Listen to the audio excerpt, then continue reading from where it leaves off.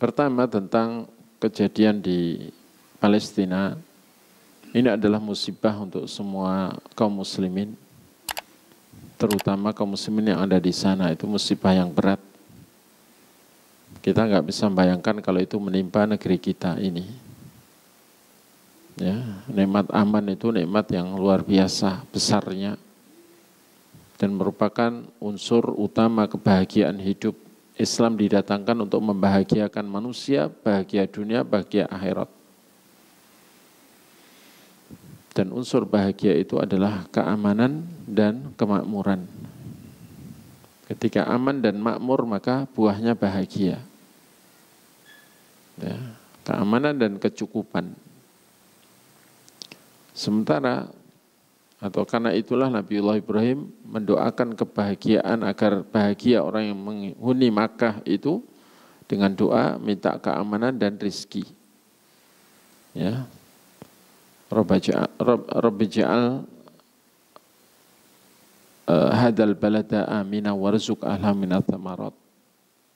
Wahai Tuhanku, jadikanlah negeri ini negeri yang aman. Dan berilah rezeki penduduknya nanti dengan berbagai macam buah-buahan. Nah, di Palestina keamanan ini hilang. Saat ini hilang. Ya, untuk ibadah mereka tidak aman. Untuk berlindung di bangunan juga enggak aman. Mau di jalan juga enggak aman. Ya kan? Ini adalah musibah yang berat. Ya, tercabutnya nikmat aman.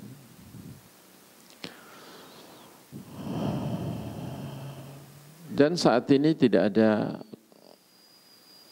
hikmahnya dan tidak ada baiknya ketika membahas siapa itu Hamas, siapa itu ya. Tidak ada hikmahnya. Yang jelas saat ini adalah yang harus kita lihat dan kita pikirkan dan kita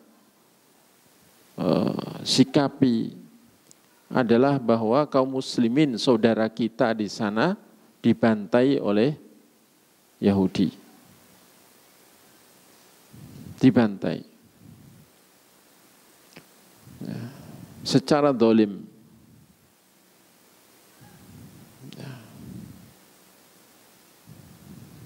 Jadi kita nggak bahas ini karena Hamas atau Hamas itu pimpinannya ya atau beberapa tokohnya adalah orang Syiah dan sebagainya. Kita nggak bahas itu lagi dalam kondisi saat ini. Kondisi saat ini adalah kaum muslimin dibantai. Anak-anak yang tidak bersalah, wanita, orang tua, orang sakit, bahkan di rumah sakit. Ya, ini dibantai. Maka minimal yang harus kita lakukan supaya kita di sisi Allah nanti ketika ditanya apa yang sudah kita lakukan, mensikapi saudara kita dibegitukan, ini kita punya hujah di hadapan Allah, kita tidak disalahkan. Pertama adalah selalu mendoakan mereka. Ya, mendoakan keselamatan untuk kaum muslimin di sana, mendoakan kesembuhan buat yang sakit di sana, yang luka-luka, mendoakan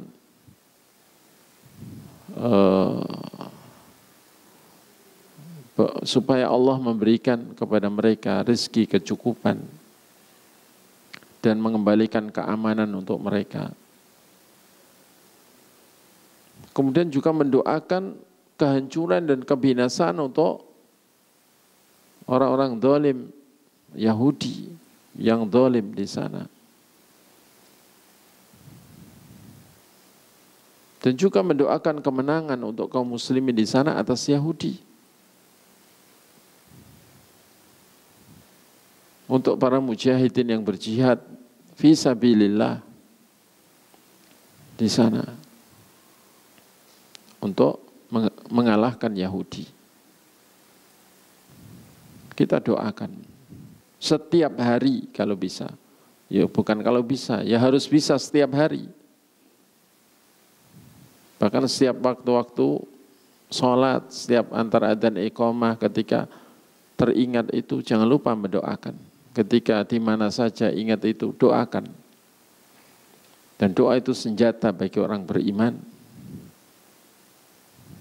Dan minimalnya kita ini punya kepedulian di sisi Allah, ya. Itu yang masih kita mampu. Kemudian juga ketika ada penggalangan dana untuk di sana, ya kita sebisanya, semampunya memberikan apa yang kita cintai untuk orang-orang yang kita cintai. Meskipun tidak harus sekarang, kalau sekarang belum ada ya tidak harus sekarang. Karena bantuan yang antri, yang belum bisa masuk itu ribuan kontainer, ribuan tronton. Saya alhamdulillah hampir setiap hari juga update terus berita dari Ustadz sahabat saya yang ada di, ya Ustadz kita juga yang ada di pinggiran Gaza sana, yang juga bawa dana miliaran tapi juga belum bisa masuk, ya. Sekitar 5 atau 6 hari yang lalu sempat dibuka, tapi yang masuk itu hanya sekitar 60-an tronton atau 60 kontainer. Setelah itu di stop lagi oleh Yahudi karena perbatasan itu dikepung, dicegat oleh Yahudi. Bantuan dari Arab Saudi, dari Uni Emirat Arab, dari Mesir, dari banyak negeri Timur Tengah, banyak sekali. Antri tapi belum bisa masuk. Kadang dibuka sebentar, masuk sedikit, ditutup lagi. Kadang yang boleh masuk cuma kafan. Ya. Yang jelas berat. Ya, berat. Dan perlawanan mujahidin atau kaum muslimin di Palestina terhadap Yahudi itu bukan kesalahan. Sebenarnya Yahudi itu enggak punya wilayah. Mereka ini menjajah.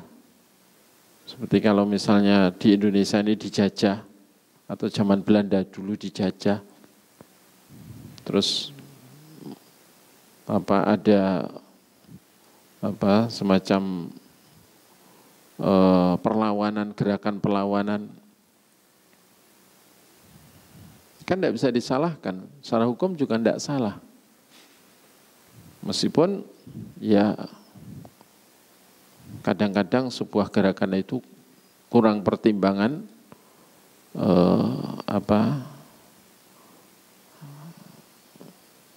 akibat atau tidak memprediksi nantinya akibatnya gimana. Tapi yang jelas saat ini sudah terjadi semuanya. Dan seorang muslim tidak boleh menghinakan muslim yang lain alias nyukur nih, atau mengatakan malah menyalahkan yang Islam, itu tidak betul. Ya. Tetap yang salah adalah Yahudi, yang kita salahkan Yahudi. Dan kita tetap berpihak di kaum muslimin dan tetap menganggap Yahudi itu musuh. Ya.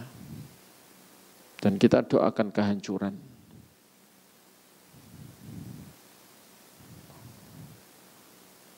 Supaya Allah mencapik-capik kesatuan mereka, menghancurkan mereka sehancur-hancurnya, menjadikan bahaya mereka menimpa sesama mereka. Doakan setiap hari begitu. Nah, Dan pesannya Ustadz yang ada di sana bahwa bantuan saat ini jangan buru-buru dikirim. Jangan, simpen dulu. Kumpulkan.